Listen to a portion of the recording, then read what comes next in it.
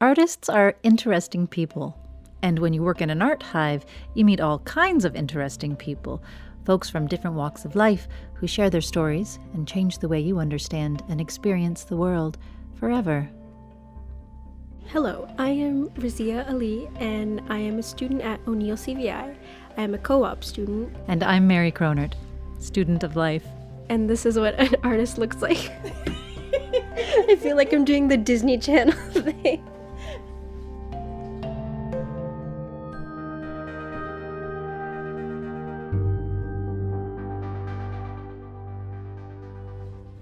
I'm doing my placement here. I'm a full-time student at the LivingRoom, and it's amazing.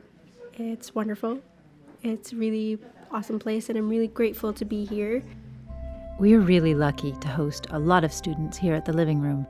It's one of the things that helps keep our studio vibrant and interesting. We welcome folks for high school co-op hours, community service, university and college placement hours, and internships, from programs as diverse as social work, business, fine arts, nursing, art therapy, and every person that comes to us inevitably enriches what we do and how we do it with their unique skills and vision. Oftentimes, they already have some kind of arts practice that they engage in and are happy to have a chance to practice what they're studying through a creative lens. The art I do is, I'm all over the place. I'll do some painting, calligraphy, crafts, making flowers, anything. And I've really been challenged at the LivingRoom with helping other people with their art. But it's a really good experience to learn something new. Like today, I learned a new way to make 3D letters, so that was really cool. Really? Yes, we made 3D letters and put holographic paper on it. Now, what Razeeah isn't saying here is that when she was first assigned to the LivingRoom, she didn't consider herself an artist at all. In fact, Razeeah recently shared that she didn't think she was going to enjoy this placement. I think the word dread might have been used to describe how she felt about it. See, she plans to pursue a career in dental hygiene, and it wasn't at first obvious to her how a placement like this could help her move towards that goal. However, realizing your creative potential isn't always about the things that you make. Where I came from, I would make like an art piece, like a sketch or a painting, and I would just my parents would be like, "Oh, that's amazing, you're really great at it." And I wouldn't share it with anyone because I just had a fear that people are going to say, "Oh, it's not that good," or "You can't make a career out of it." And just in 2 months and that I've been here, I've learned so much about myself, so much about the community and other people. I've made so many memories already, and I've just learned so much about what my capabilities are, because that inner critic really just brings you down. But at the LivingRoom, everyone's so nice and welcoming, and they're not afraid to tell that inner critic to go away. So it's really awesome how people can just bring you up when you think you're nothing. And I've really gained a lot of confidence. 2 months ago, I would not be doing a podcast. I can say that for sure. We spend a lot of time talking about the inner critic at the LivingRoom.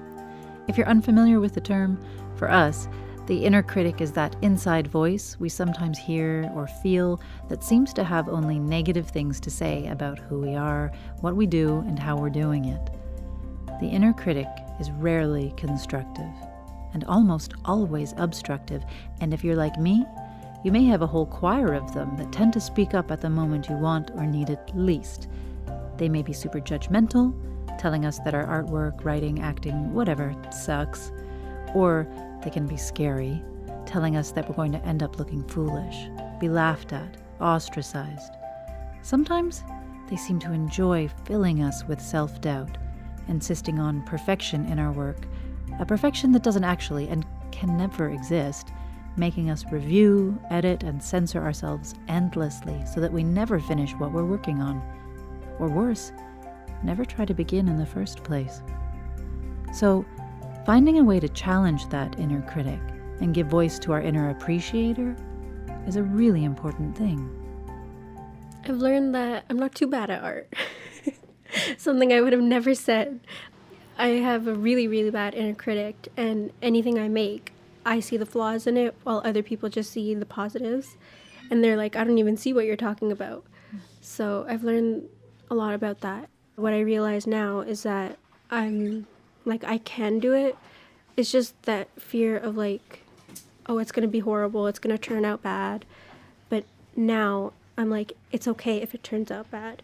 I can restart. I can improve it. I can fix it. There's always a way to do anything. It doesn't matter if it's you smudged a pencil drawing. You can erase it. Just like you can erase anything in your life. Well, not technically.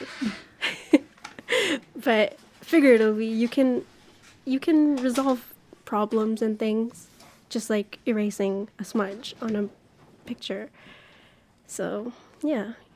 Just looking at other people's art really inspires me to like look at things in a different way.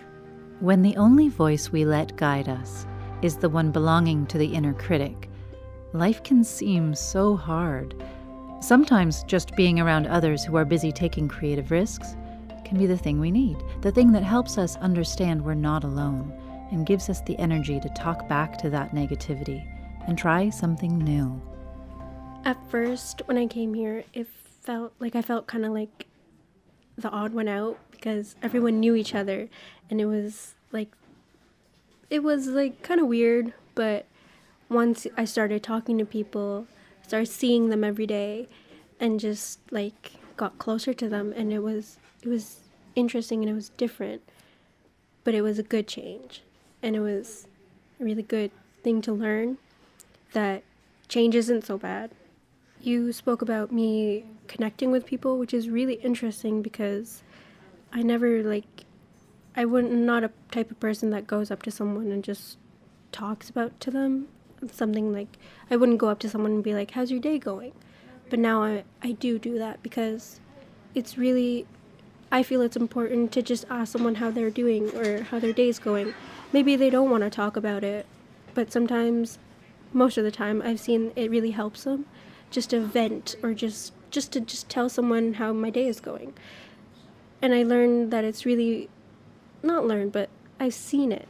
Like, I love it when someone asks me how my day is going. It's like you feel important, like someone's taking the time to just listen to you.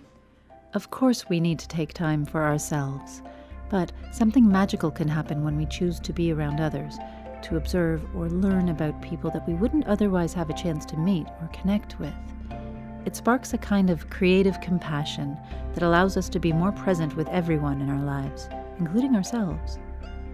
We learn who we are and who we can be in relation to others, and use that information to make decisions about the kind of person we will become. My confidence has grown even more just in the community. I'm just more open to listening to people's stories, and something I would have never done because you just walk by someone on the street and you don't think much of it. But now it's like everyone has a story and everyone matters, just like anything matters in your life. I was talking to my teacher, and in class assignment we had to think about our long-term plan for like school and career wise, and I thought about it, and I thought about, is the living room giving me what I need for the future? And you might think about how is an art studio connected to dental hygiene, but if I think about it, I've learned how to make connections with people, strangers. I've learned how to make connections with strangers. And instead of strangers, they become someone.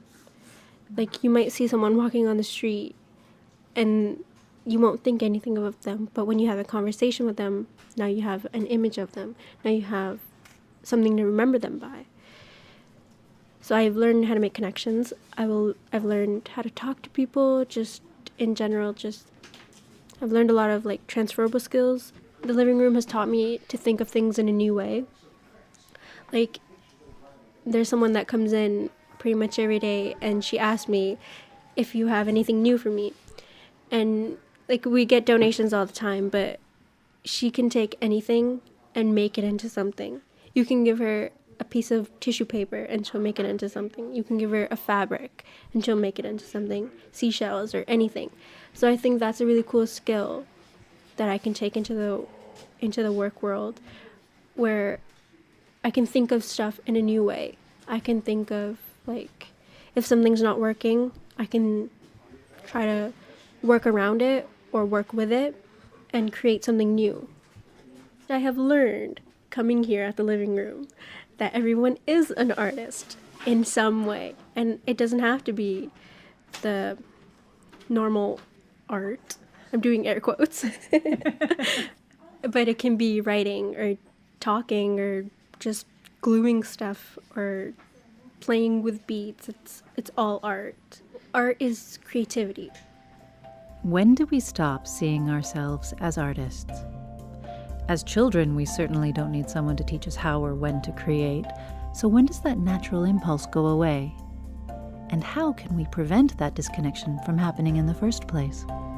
Advice I would give to someone to embrace their inner artist would be that it's okay. It's okay to love whatever you want. It's okay to be happy with gluing things on a paper. You should be happy with whatever you create because you created it. You did something. You did that. And that's amazing. Like, it's awesome. Like, we had a workshop of a macrame workshop where people made macrame bracelets.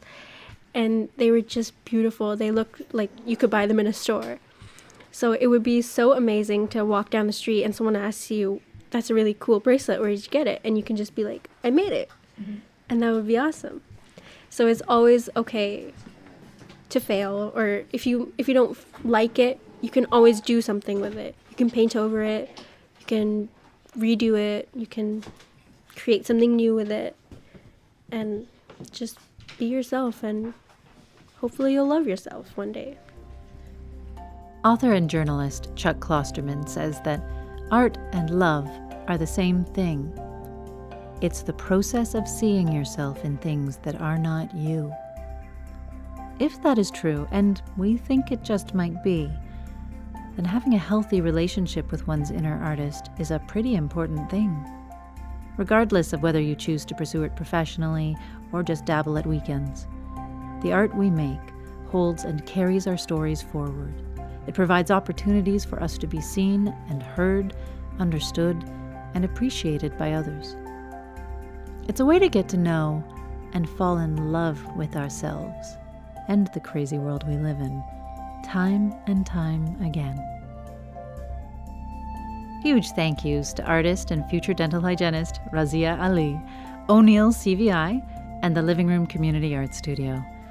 This podcast was made with the assistance of Reciprocity Media Collective, with music by Kevin MacLeod. If you've liked what you've heard, please consider supporting the Living Room on Patreon or Canada Helps. My name is Mary Cronert, and this is what an artist looks like.